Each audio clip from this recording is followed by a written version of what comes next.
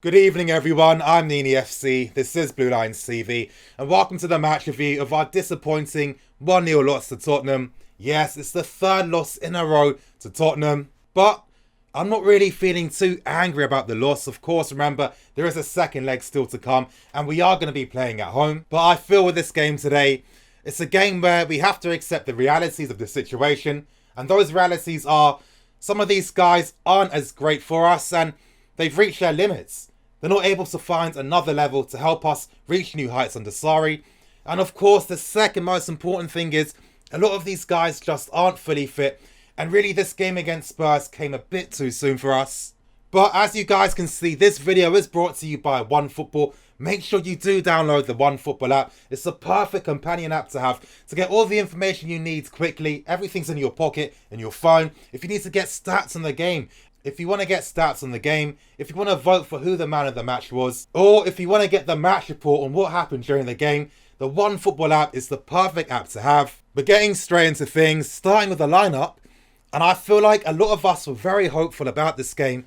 For once, finally, Sarri did start Callum Hudson-Odoi today, and I'm going to talk about his performance later on in this match review, and that was a great positive to see. He needs to play. If we want to keep this guy, we need to play him. It's as simple as that. There were some other surprises as well. I wasn't expecting to see Ross or Christensen play in this game today. And of course, Sarri brought back the false 9 system. Unfortunately, I wasn't able to release the match preview yesterday, but I actually did post the match preview on social media. And I felt like the false 9 system was going to be needed for today because that was going to help us find more space between the lines against Tottenham. Now for this part, I'm going to talk about the tactics for today's game. We did a few different things today, of course. Naturally, we got humbled by them a few months ago. So we really needed to approach this game with a much different mentality. And that was something that Sarri kept stressing every single time. And to be honest, even though these guys were half fit, quite a lot of them, I felt like the application was still very strong. Now, when it came to the tactical side of things, we played with no control against Tottenham in the earlier part of this season. Today was completely different. Now, we were able to keep the ball and dominate possession, and Sarri made some small tweaks to the team. Number one, when it came to our attacking players, he told Willian and Hudson-Odoi to stay by the byline, to keep their positions very wide, to really stretch Spurs, because Tottenham were using a diamond system today. And a lot of the width that Tottenham get comes from their fullbacks. So if you've got our wingers high up the pitch, stretching the play, you're forcing the Spurs fullbacks to have to, focus their responsibilities on those players, and by doing that, you're hopefully creating 1v1 opportunities for Hudson-Odoi and for Willian. And because we were able to force Spurs' fullbacks back throughout this game, they weren't really on the ball as much, and we really dominated them when it came to possession. Now, Spurs used the exact same approach they used against us, and of course we had more plans to beat that. I felt like when it came to resisting Tottenham's press, we were very good at that. A lot of times we were looking to play those quick diagonal passes to stretch the play and force Spurs from left to right to hopefully tire them out as the game goes on. And in my opinion, I felt like we were in control throughout this game. And that's the most important thing, using control against Spurs.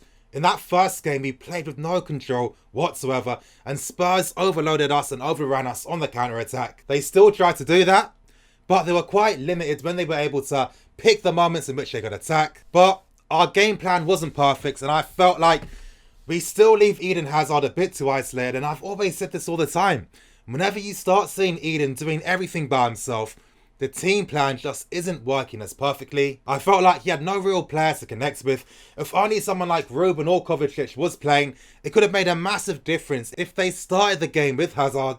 And at times, because we weren't able to really provide that focal threat, a lot of times we resorted to long shots outside the box, and we created a ton of these opportunities. And it's really frustrating that we don't really have any long shot experts in the team. But that's enough about the tactical side. I'm going to delve deeper when it comes to giving my thoughts and opinions. And, I want to start off by talking about the big controversial moment throughout this game. And that was the first goal that Tottenham scored. Now, let's be serious. VAR cleared things up. It wasn't a penalty. I'm not going to be talking about that. What I want to focus on was, why did our high line struggle so much? Now, again, there's always context to these things. Number one, let's not forget that, Christensen and Rudiger aren't normally playing together. And number two, and I feel this is the most important thing, David Luiz is a leader. I've been saying this since the day we signed him again. He's constantly telling people where to go, where to move on the ball, when to drop deep, when to come forwards. You need that communication in defence. When it comes to defending as a team, it's not about having 4 different individual players playing together. It's about the relationship and the partnership between them. And that comes from one person taking responsibility, being that leader, controlling everything at the back. Now, I'm not going to blame Rudiger and Christensen because really, that's not really their game.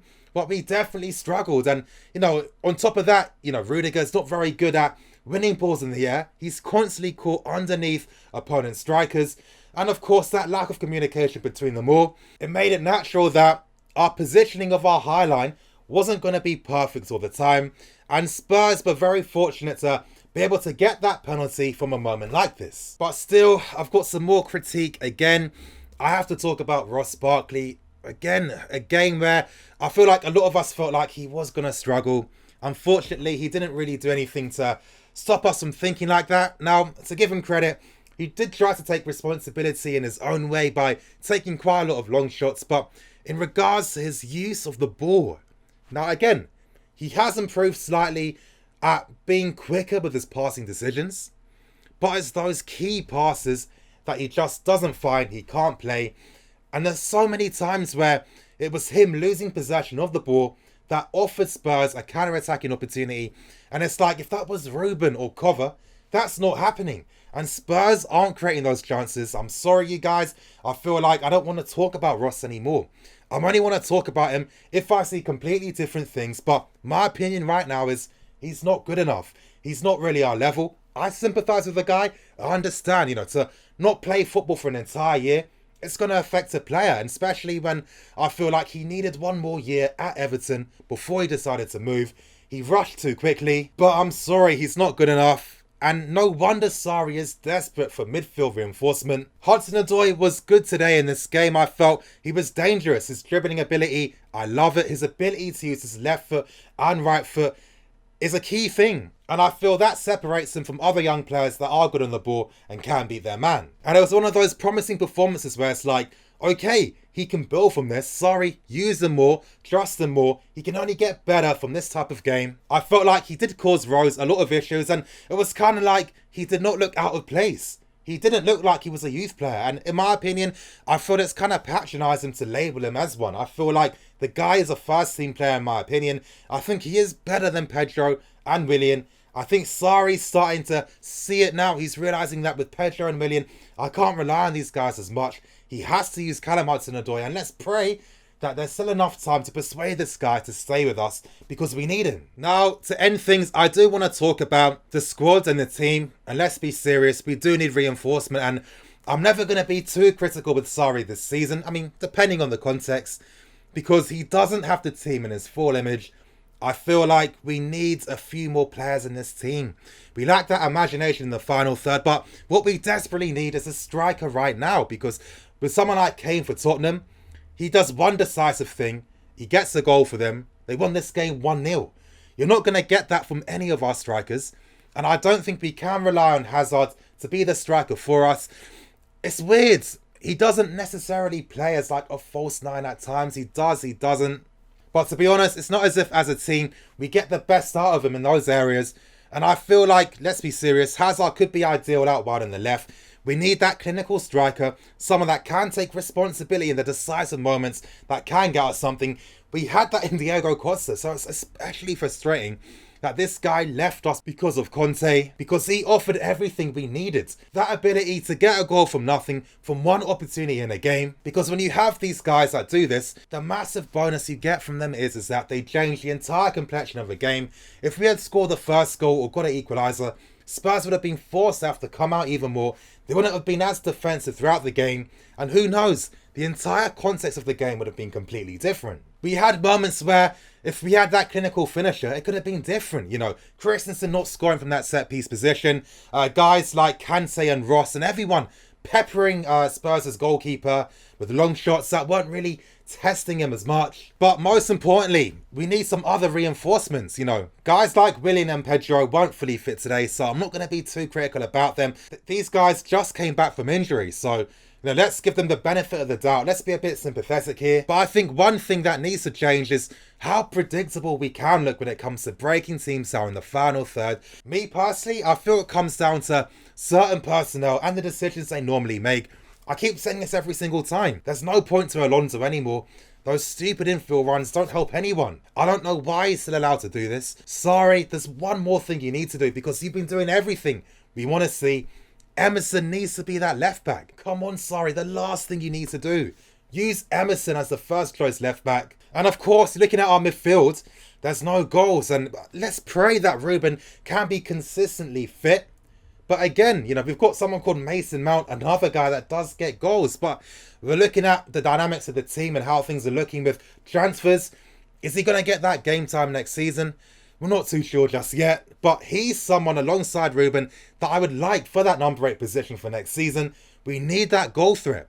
In the Sarri system, the goals come from the front 3 and the number 8 as well. If you look at the rest of the team, that's 4 out of 10 outfield players. The rest play a supportive role. We need more goals. If we had scored more goals, I feel like we would have got more points and more favourable results because the entire context of games would be different.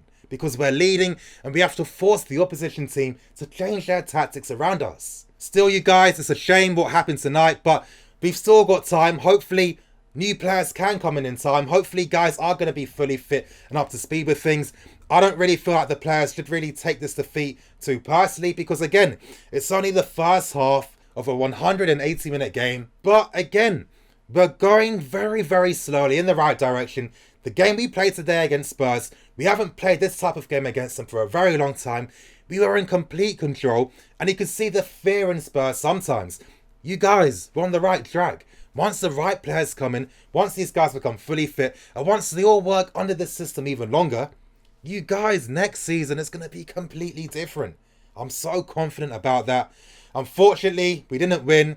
Great to see HUDSON ODOI play. Let's see more of him. You guys, that's going to be the end for today's match review. Please like, comment and subscribe. I'm NiniFC. This is Blue Lions TV.